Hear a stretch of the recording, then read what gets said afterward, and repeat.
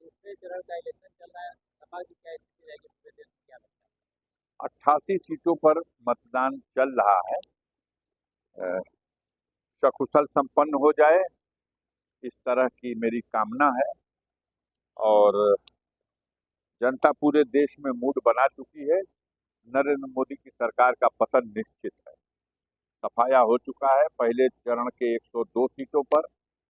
और आज भी शाम रात होते होते, कल सुबह होते होते सारी रिपोर्ट सच्चाई छन के आ जाएगी। आप लोग तो खुद ही दृष्टि रखते हैं और हर जगह की सूचना आपके पास रहती है, आप भी पता कर लो। अब चुनाव पार्टी और पार्टी के नेताओं तक नहीं सीमित रह गया। विपक्षी नेताओं तक क्या बोल रहे हैं, क्या कह रहे हैं और क्या मैनिफेस्टो, अब तो जनता खुद चुनाव लड़ने लगी।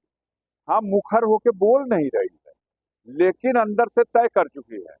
आप देख लीजिए, मोदी जी जहां जा रहे हैं, जो लोग नाचने लगते थे, चिल्लाने लगते थे मोदी मोदी, सफाया हो गया। सरजू के तट पर ब्राह्मण खड़ा होकर सरजू जल हाथ में लेके सौगंध खा रहा कि भाजपा को हराना है। हरिद्वार में छत्री समाज के लोग गंगा जल हाथ में लेके सौगंध खा रहे हैं कि नरेंद्र मोदी की सरकार को हटाना है। अहंकार में डूबी हुई सरकार का पतन अब निश्चित हो चुका है।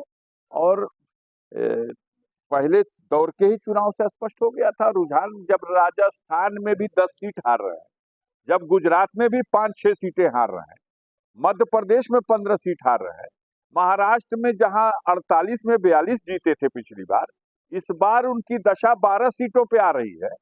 बिहार में जहां 40 में 39 ले गए थे, इस बार उनकी दशा 10 हो जाए, 11 हो जाए, 12 हो जाए। कहां जीतेंगे नरेंद्र मोदी? उत्तर प्रदेश जहां 80 में 80 का सपना है, आधी सीटें भी उत्तर प्रदेश में नहीं आ रही है पिछले स्कूल की।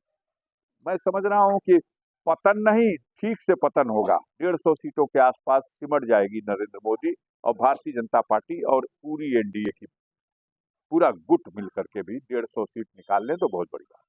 ओवैसी ने कल वाराणसी में कहा कि मुख्तार अंसारी शहीद नहीं, ओवैसी ने नहीं कहा।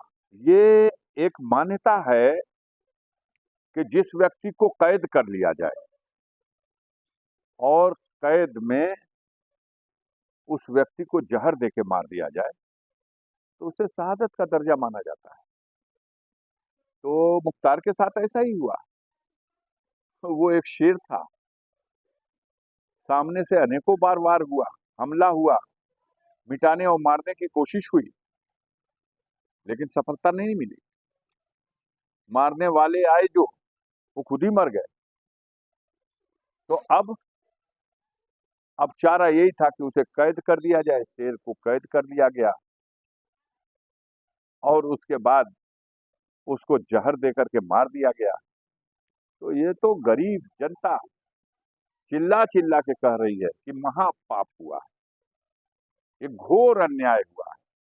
बच्चा बच्चा चिल्ला रहा है, जो जिस धर्म और जाति और कौम का है, वो अपने मालिक से, अपने रब से, अपने ईश्वर से, अपने विधाता से उनको बैकुंठ में, जन्नत में आला मुकाम मिले, इसके लिए प्रार्थना कर रहा है, शहीद का दर्जा दे रहा है।